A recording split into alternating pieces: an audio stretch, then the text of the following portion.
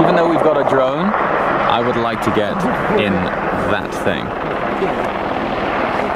Good morning! It is the day after the Geneva Motor Show. I've got to tell you, the last 3 days have been absolutely exhausting. The nature of motor shows is non-stop, relentless, flat out filming action. It's been amazing, but today, and if you watched yesterday's video, you'll know that I was invited by Maserati to come and drive the Levante, and not any Levante, the 430 horsepower V6 no less, which up until recently hasn't been available in the UK, so I literally haven't been able to get my hands on one at all, and I'm fascinated by it because the engine I have heard wonderful things about. If you're familiar with Maserati, you'll know that they sound fantastic, and this one is no exception. I heard it pull up earlier, looks beautiful, sounds wonderful. So as I'm sure you can tell, I am stood by a pretty busy, loud roadside, so I think without further ado, we should jump in this car and make our way to the Alps for some snow time. Let's hit it. You're running away, I've been calling for days for you to think of a way not to call it a break or you. Waiting for the change, this goes out blue. Hope it's not too late to see this through.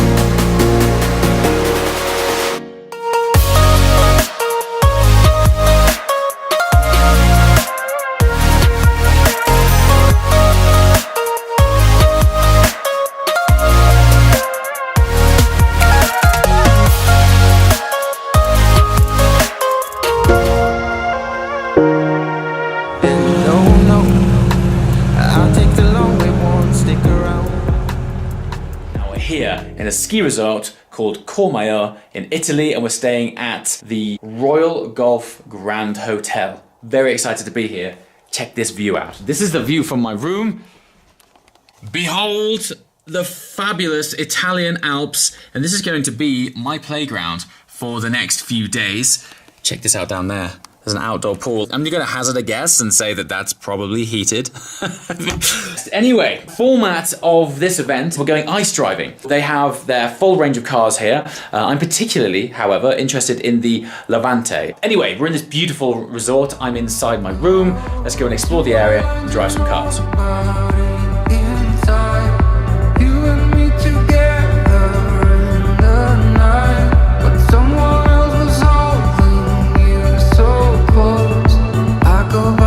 With only memories to hold. Were you gonna tell me? Were you gonna tell me? Were you gonna tell me you're going out on the roof? Were you gonna tell me? Were you gonna tell me? Were you gonna tell me you're going out on the roof? I heard you say it. Well, I am joining Maserati for a very special day at the Royal Driving Experience, no less. Look at this beautiful lodge that we have as our base for the day. And it's a winter tour. We're going to go ice driving, and we're doing it in this gorgeous environment with 360-degree views of the incredible Italian Alps. This chalet that Maserati have got here is so cool.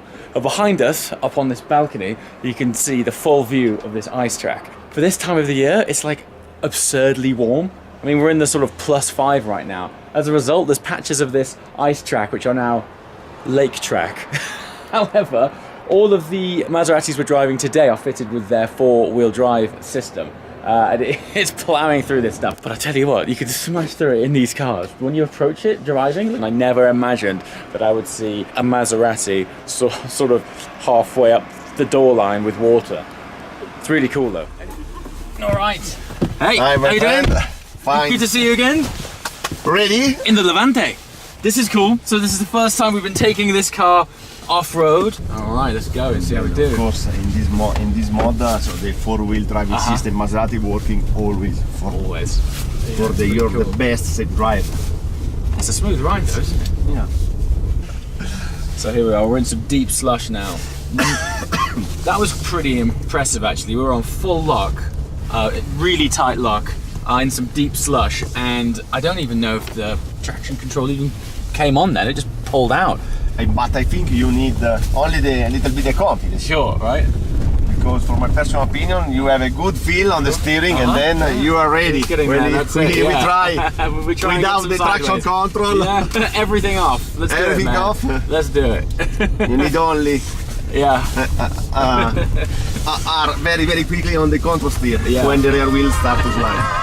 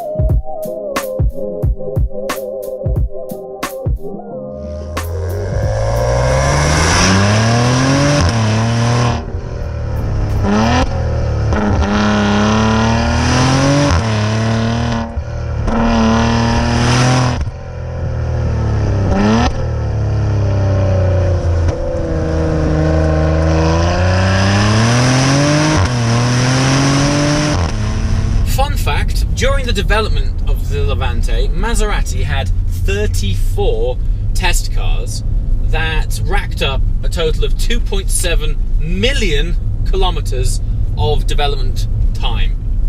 I mean, that's no small feat, is it? So needless to say, this isn't a platform that was just thrown together. The car was in development for a long time, and as a result, you can really tell it's, as they say back in England, a proper piece of kit. So here we are. Hear it. That's that. Straight off.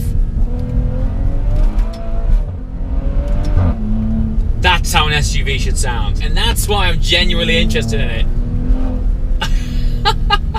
Let's just put this into manual. Whoa. I will start talking shortly. I'm still enjoying the characteristics of this engine note. What a lovely thing. So, before I digress too much, welcome to the delightful interior of the Maserati Levante.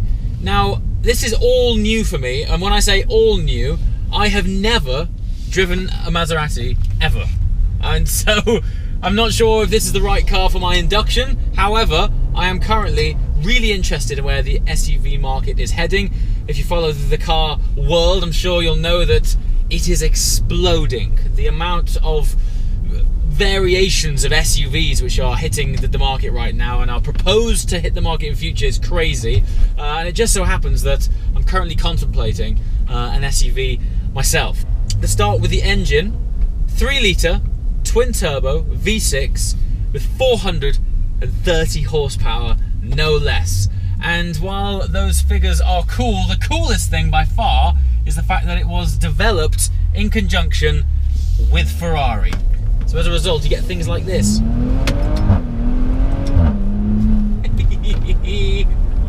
Oh, I love that. Now, I've approached this car with very little expectation because I genuinely didn't know what to expect. It's not that I've had any experiences with Maseratis previously, but I do know two things. First of all, it's an Italian car brand which, without exception, are full of character and emotion. And that Maseratis that I've always heard from the outside always sound brilliant. Now, this car is very well insulated. So as good as it does sound on the inside, it sounds even more awesome on the outside.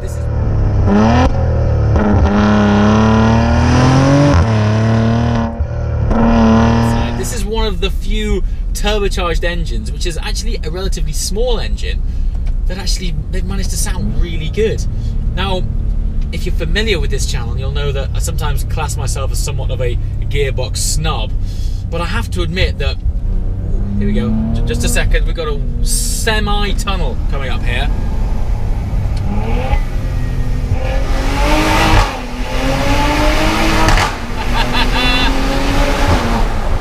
Yes! Ooh, and the brakes are really good. Let me just pull these windows back up so we don't get too much noise distortion on the microphone.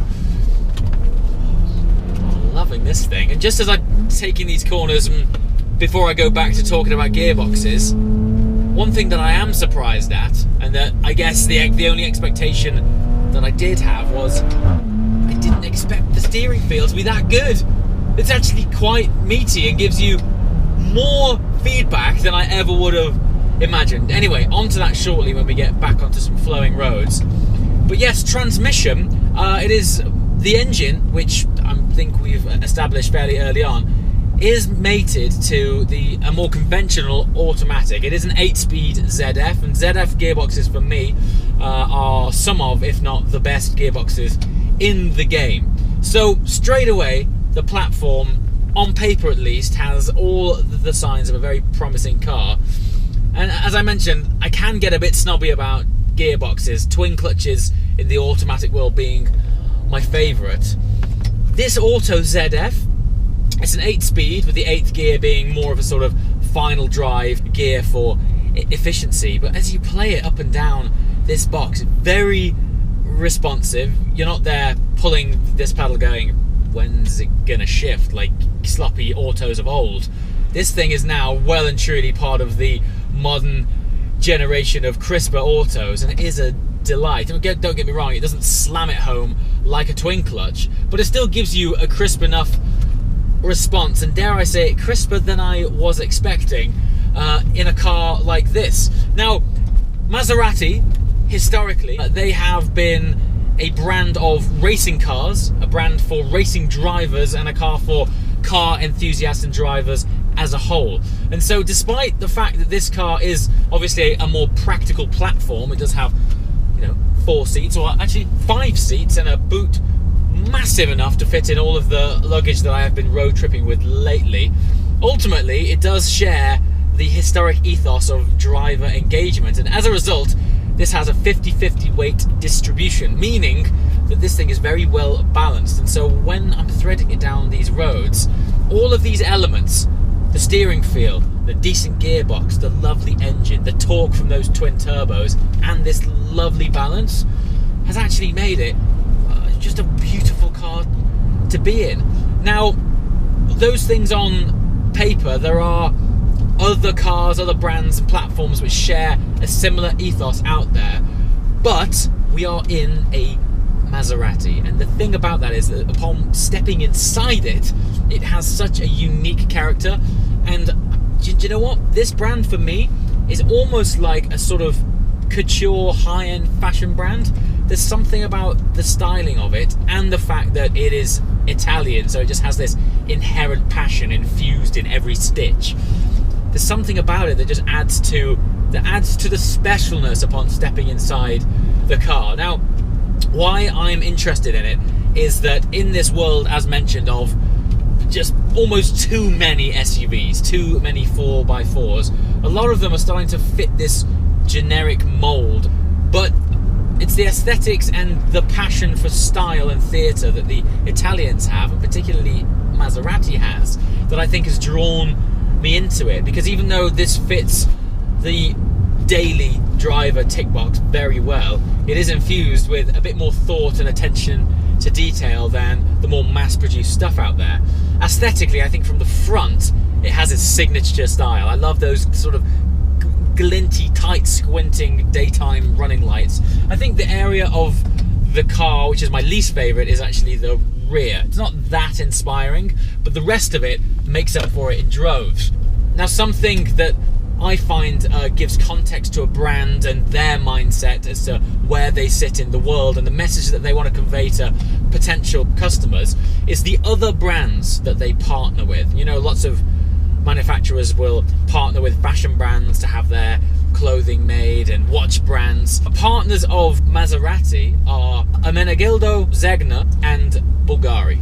Now, both of those brands are, timeless, classy, Italian established brands, and I think when I walked on their stand at Geneva and I saw their partnerships, I was like, of course Maserati would be rocking out with brands like that. I mean, Bulgari, steeped in Italian tradition of making like artisan, fine crafted jewelry.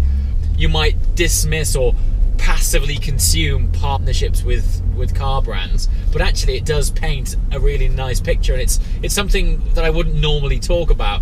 But I think in the case of Maserati, it's such an interesting alignment that says a lot more than you might think at first. Anyway, that was my first drive of any Maserati ever, and my first drive in the Levante. Sun is setting. Let's get back to the hotel before I can't show you anymore.